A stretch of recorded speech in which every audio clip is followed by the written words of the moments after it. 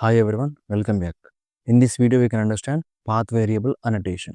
Path variable annotation is used to extract the values from the URL and bind them to the method parameters in the controller. It helps to map dynamic values from the URL to the method parameters. To send the data in the form of path, we can use path variable. These are the HTTP requests for the path variable. See here, if I want to send single value, slash that value. If we want to send multiple data, slash value, again slash another value.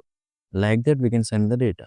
Okay, let's move to STS IDE to understand more about path variable annotation. This is employee controller class. I'm creating one method that is public response entity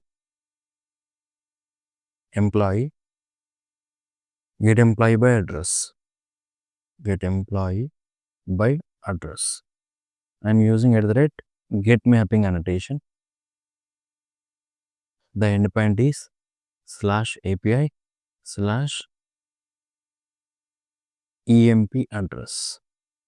This is URI template variable using path variable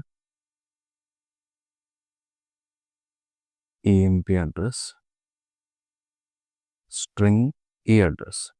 Simply I'm writing null as of now. This is URI template variable. We can read data dynamically from the URL and assign same value to the method parameter using path variable annotation. I'm creating employee object employee is equals to new employee dot set employee ID dot set employee name dot set employee address return response entity dot OK employee object. For this, here I'm creating URL that is http / localhost 8080 / base URL that is employees.